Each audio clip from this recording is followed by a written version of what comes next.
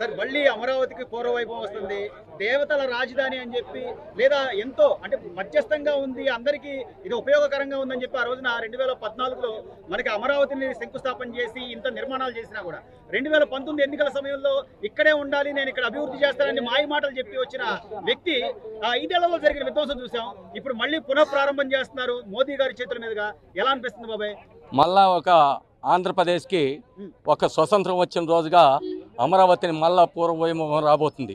ఎందుకంటే ఆనాడు రాష్ట్రం విడిపోయింది, 16,000 కోట్లు లోడ్ బడ్జెట్లో ఉన్నా మరి ఆయన ఒక ముందు చూపుతో ఒక విజన్ లీడరు నారా చంద్రబాబు నాయుడు నమ్మి ఇక్కడ 5 కోట్ల మందికి రాజధాని లేదు, మనకు అసెంబ్లీ లేదు, అన్ని రకాలుగా ఇబ్బంది కూడా అంటే 3 పంటల పండే భూముల్ని రైతులు నారా చంద్రబాబు నాయుడు నమ్మి ఇక్కడ 5 కోట్ల మందికి అమరావతి ఉండాలని ఆ రోజు త్యాగం చేస్తే ఆనాడు ప్రతిపక్ష నాయకుడు జగన్మోహన్ రెడ్డి ఇక్కడనే ఉండాలా, 50,000 ఎకరాలు ఉండాలా, ప్రాంతాలకు చిచ్చు పెట్టని ఆ రోజు నిండు అసెంబ్లీలో మరి వాగ్దానం ఇచ్చి మరి 2019 ఎన్నికల్లో యూటర్న్ తీసుకొని ఈ యొక్క అమరావతిని మరి ఇప్పటికీ సెక్రటరీ ఉంది, అసెంబ్లీ ఉంది, హైకోర్టు ఉంది, మరి అనేక రకాల డీజీపీ ఆఫీసు మరి అన్ని గడు ఉన్నా కూడా 29 రోడ్లు నిర్మాణం చేసిన ఘనత తెలుగుదేశం పార్టీ అప్పుడు నారా చంద్రబాబు నాయుడు.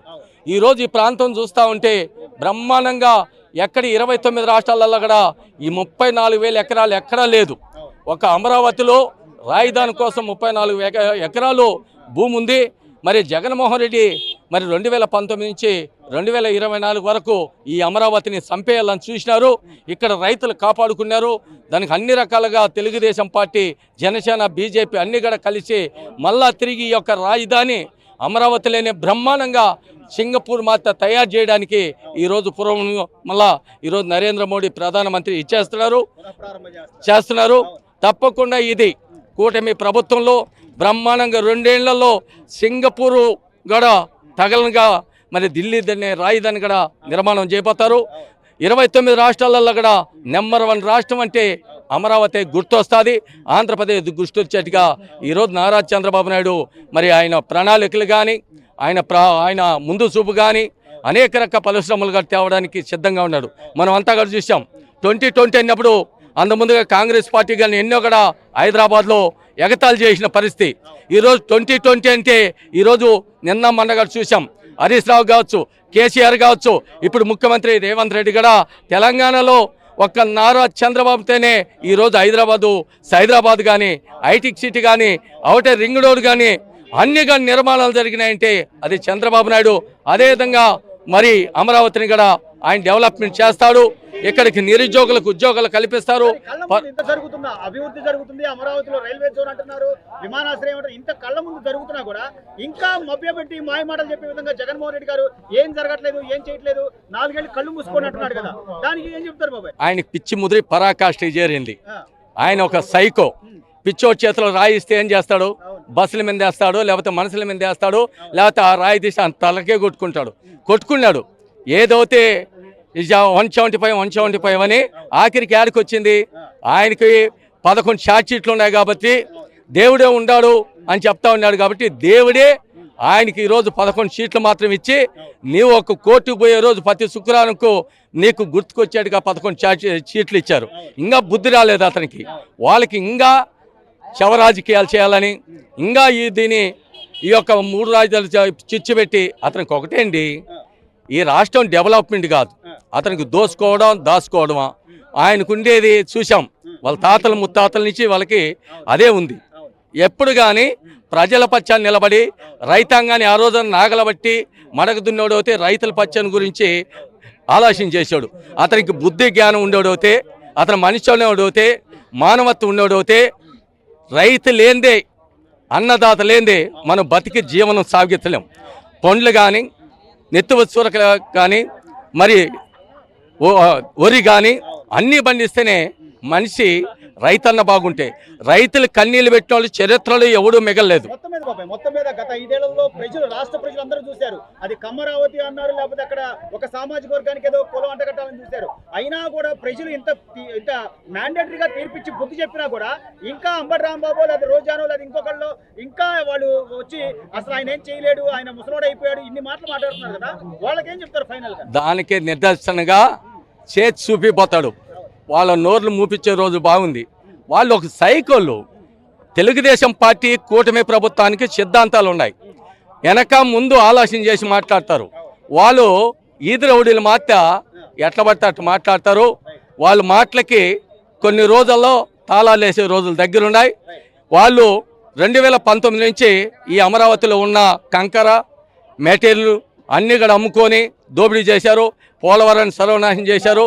ఈరోజు అన్నీ కూడా కూటమి ప్రభుత్వం నరేంద్ర మోడీ సారథ్యంలో, నారా చంద్రబాబు నాయుడు సారథ్యంలో, మరి పవన్ కళ్యాణ్ ముగ్గురు కలిసి కూడా మరి ఈ యొక్క అమరావతిని బ్రహ్మాండంగా డెవలప్మెంట్ చేస్తారు, పరిశ్రమలు తెస్తారు. ఈ యొక్క ప్రపంచ దేశాలలో కూడా ఇటువంటి రాజధాని లేదని చూపించేదని నిర్మాణం చేస్తాడని మీ మీడియా ద్వారా కూడా తెలియజేస్తున్నాం. సార్, ఇన్నేళ్ల తర్వాత మళ్ళీ అమరావతికి పూర్వవైపు వచ్చే దిశగా అమరావతిలో మళ్ళీ పనులు ప్రారంభిస్తున్నారు, అది కూడా ప్రధాని మోదీ గారి చేతుల మీదుగా. ఎలా అనిపిస్తుంది? ఇక్కడ ఆంధ్రప్రదేశ్ వాసిగా మీరేం చెప్తారు సార్? ఆంధ్రప్రదేశ్ వాసిగా నేనేంటంటే, మోడీ గారు మళ్ళీ ఎన్డీఏ కూటమిగా ఏర్పడి ఆంధ్రాలో చంద్రబాబు నాయుడు గారు, పవన్ కళ్యాణ్ గారు, మోడీ గారు భారీ విజయం సాధించడం జరిగింది. అందులో భాగంగా మన స్టేట్గా అయినా బాగా డెవలప్ చేయాలని మోడీ గారు కూడా చంద్రబాబు నాయుడు గారు అడిగిన దానికి ఆయన కూడా ఓకే అని ఈ అమరావతిని మొత్తం ఇండియాలోనే బెస్ట్ రాజధానిగా చేయాలని వాళ్ళు సంకల్పించినట్టుగా అనిపిస్తుంది. మిగిలిన ప్రాజెక్టులు కూడా మన పోలవరం ప్రాజెక్టు ఏంటి, అమరావతి రాష్ట్ర రాజధాని డెవలప్ ఏంటి, మోడీ గారు, చంద్రబాబు నాయుడు, పవన్ కళ్యాణ్ గారు నాయకత్వంలో దీన్ని అద్భుతమైన రాజధానిగా చూస్తామని మేము భావిస్తున్నాం. అంటే ఈ రాజధానికి సంబంధించి ఎన్నో మాటలు చెప్పారు సార్. ఇక్కడ పనికిరాదన్నారు, ఇక్కడ ముంపు ప్రాంతం అన్నారు, ఎన్నో మాటలు చెప్పిన తర్వాత ఈ రోజు మళ్ళీ కూటమి ప్రభుత్వం అధికారంలోకి వచ్చాక కేంద్రంలో చంద్రబాబు గారు మాట నెగ్గడం కానివ్వండి, ఏదైనా పరిశ్రమలు తేవాలన్నా లేకపోతే పెట్టుబడి తేవాలన్నా ఆయన్ని నమ్మి ఈ రోజున ఇస్తున్నారు అంటే ఎలా చూడాలి సార్ ఆంధ్రప్రదేశ్ వాసిగా? చంద్రబాబు నాయుడు గారు మాట నమ్మటం, ఆ గత ప్రభుత్వం ఇదేదో మునిగిపోద్దని, శ్మశానాలని ఇవన్నీ శుద్ధ అబద్ధాలండి. అవన్నీ అలా కావాలని స్టేట్ని డెవలప్మెంట్ చేయకుండా దీన్ని ఒక పాడుపడిపోయిన దానిలాగా వదిలేయాలని చూశారు. 3 రాజధానులు అన్నారు, 3 ఇటుకలు వేయలేదు ఎక్కడ. మళ్ళీ ఇది అప్పుడు కేంద్రం ఇచ్చిన మటుకి కేంద్రం నిలబడింది. చంద్రబాబు నాయుడు గారు ఎన్డీఏ గవర్నమెంట్లో జాయిన్ అయ్యి కూటమిలో ఆయన కూడా ఇప్పుడు ముఖ్యమంత్రి చేయడం జరుగుతుంది. ఇది ఈ రాజధాని ఇండియాలోనే బెస్ట్ రాజధానిగా వాళ్ళ చెయ్యాలని భావిస్తున్నారు మోడీ గారేంటి, చంద్రబాబు నాయుడు గారేంటి, పవన్ కళ్యాణ్ గారేంటి.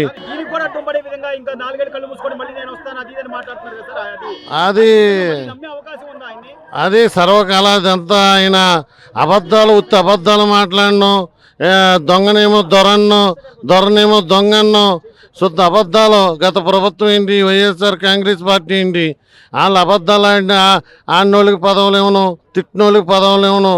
ఇది శ్మశానం అన్న వాళ్ళకి పదవులేమో, మునిగిపోయింది అన్న వాళ్ళకి పదవులేమో, ఎన్ని తప్పండి. ప్రజలు గ్రహించారు. మీరు తొందరలో మనందరం కూడా ఒక 5 ఏళ్ళలో దీన్ని బెస్ట్ రాజధానిగా మనం చూడటం జరుగుద్ది ఎన్డీఏ కూటమిలో.